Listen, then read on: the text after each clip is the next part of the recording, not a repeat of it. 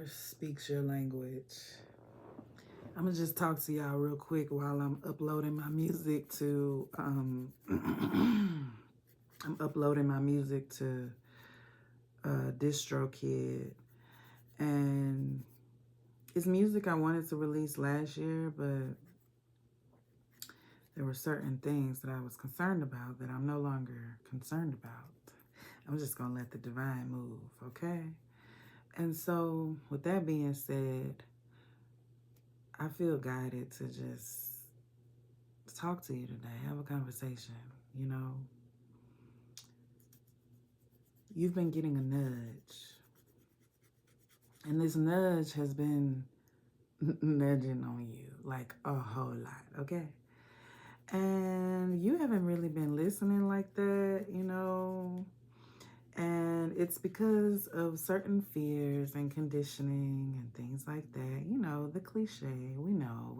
There are things that are said to you at some point in your life that becomes a part of your belief system.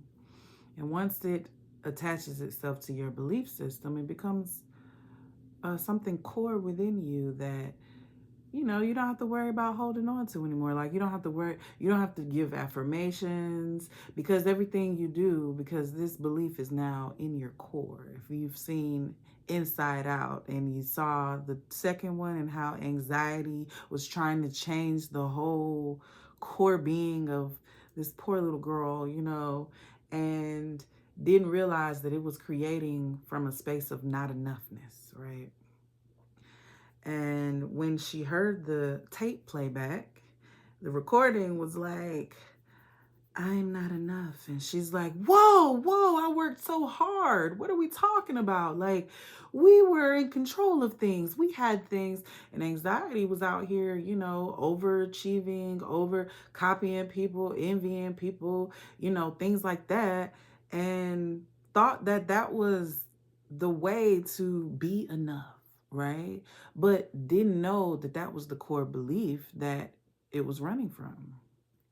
So these beliefs that we have, they're literally out of sight, out of mind type thing.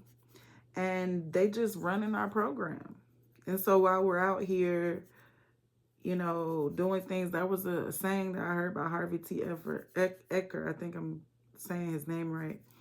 Or T. Harvey, something like that. I think it's T. Harvey. But anyways, how you do anything is how you do everything.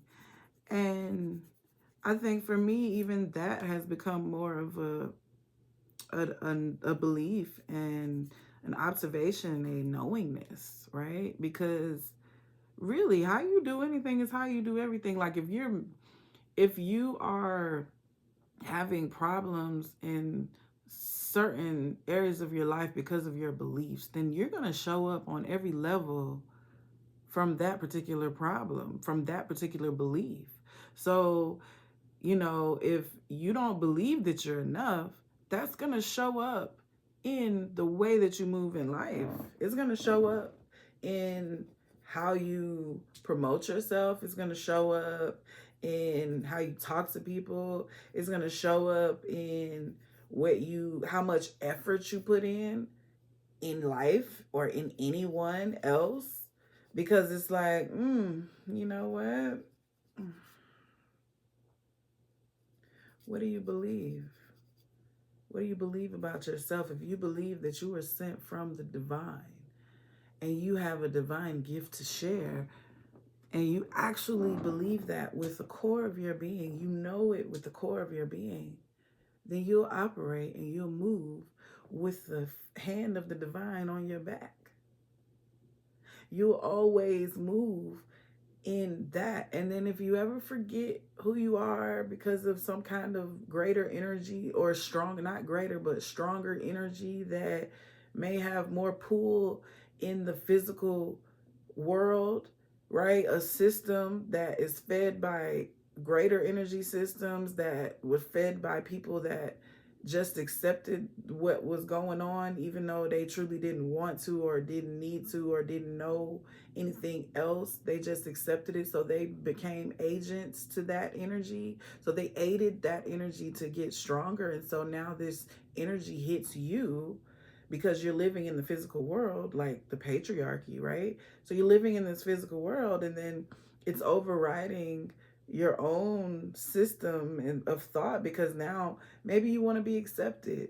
And so because you want to be accepted, you somehow vibrate with this mass thought, right? And then it takes a little hold of you for a second, but then as long as you do your spiritual hygiene, you will come back to self and you'll remember who you are. You'll be like, you know what? I got away from who I was for a moment, but that's not who I am. So let me rewind the tape and let me get back to who I am. Right? I got a song that I'm releasing also called Rewind the Tape. Just hold on, hold on. I'm going to release that too. Probably going to do it next week. Got to do the album art, all that good stuff. But yeah, so when you come from that place of you're like, you know what, I am here by divine right. I am here through the love of the divine. And so I'm here to serve. And so if I'm here to serve, then that eliminates a lot of the ego involved. If I'm truly here to serve. But if I'm here to serve, but I also want to be accepted, I create a conflict. Because if I'm here to serve, then the divine is going to place me in places with people, places, and things that align with this servitude that is needed. So if I'm concerned about being accepted, then that puts me in ego, and it causes my actions, how you do anything is how you do everything. It causes my actions to align with being accepted.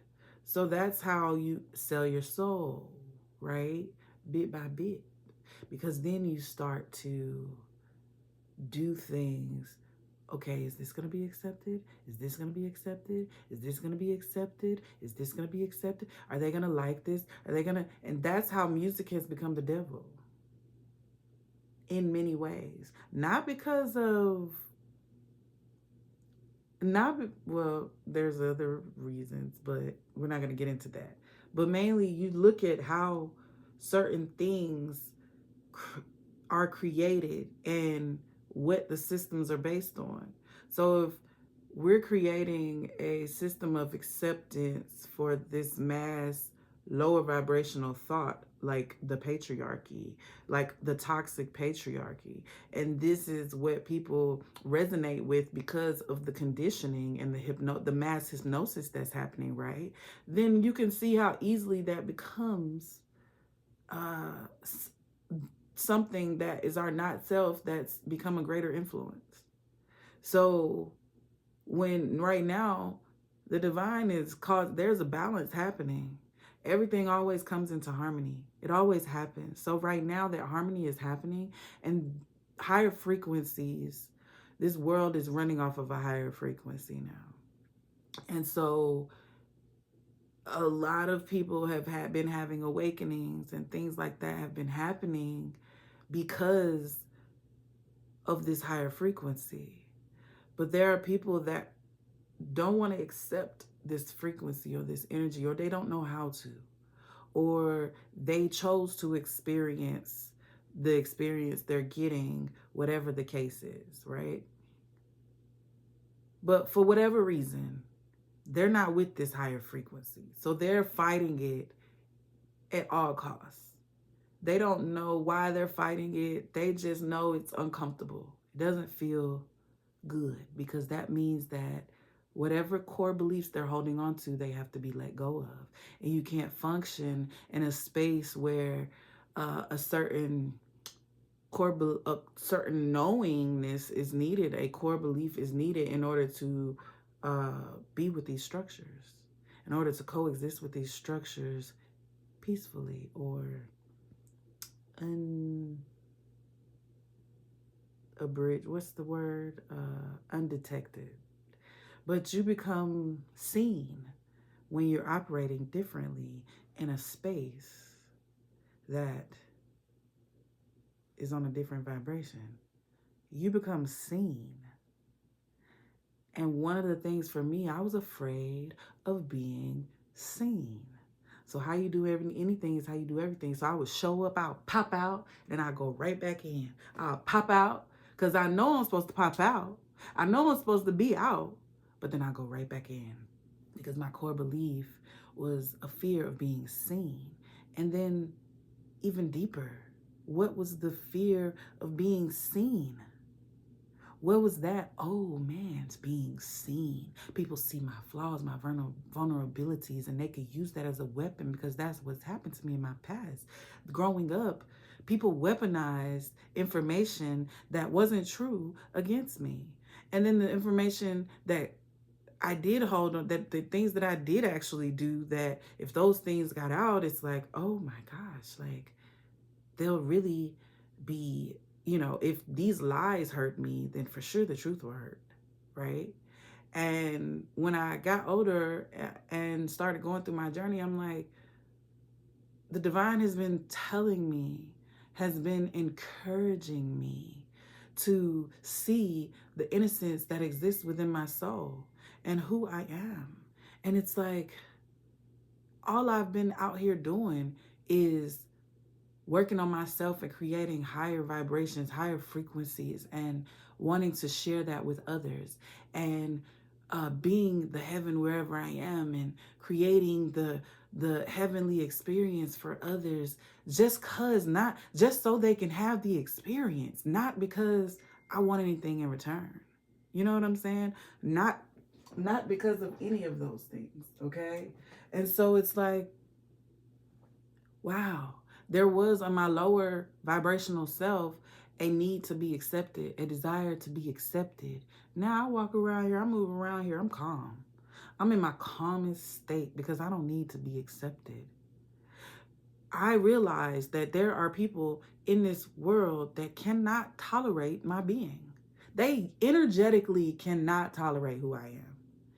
And it becomes activating to that individual if they decide to try to stick around or be in my space. It's activating because I'm immovable from my divine self ultimately. Yeah, there are moments where I forget who I am because we all go through those moments of forgetfulness, especially when we allow those lower vibrations in. There are pieces of us that we don't know about our unconscious. And it's important for us to tap into those shadow aspects of ourselves so that we can get to those core beliefs that are holding us back and keeping us in conflict with ourselves. So that's really what I wanted to share with you today, is that it's for you to, get to know those beliefs that feel conflicting, and then work from there, right? Like, what problems are you having in your life, right? And let's look at the levels in which you're experiencing the problems, because back then I wanted to be accepted, right? I wanted to be loved. I didn't want to be hurt or harmed. I wanted to survive. I wanted to live, right? I had a desire to live. I had a will to live. And so I also had a desire to live in peace, right? But I wanted that peace for me, right? And yeah, I wanted it for others, but I wanted it more for me. And I denied that I wanted it for me. I denied that I wanted this peace. And so I would set things up in my life so that I could have the peace. Though there was a motivating thought of bringing others peace. But the motivating thought of bringing others peace was ultimately so that I could have peace for myself. If I bring you peace, then I'll have peace. But instead, chaos is created. what? Why is this chaos created when all I'm trying to do is cultivate peace? And it's like, oh, because really, I fear chaos. I fear being harmed. So that's actually the motivating force. So that's actually the bigger belief that's guiding this action right now. It's not really the search for peace. You know what I'm saying? It gets so subtle and confusing sometimes like that because you realize that there's so many layers to our psyche, to our human existence that it requires focus and it requires you to do the work in order to really get to the core of who we are, to really see who we are. And sometimes it requires you to take a lone journey, a hermit journey. And sometimes it requires you to step out and to use relationships as the tools to let you see who you are. And so that's pretty much what I feel like I came to say. You know, I feel like I could go on and on about this topic, but really, that's really just what I turned this on to say. And also challenging that idea of being seen and accepted. You know, there's a twofold path right here. You know, me helping you helps me, vice versa. You know, it's all a giving and receiving thing.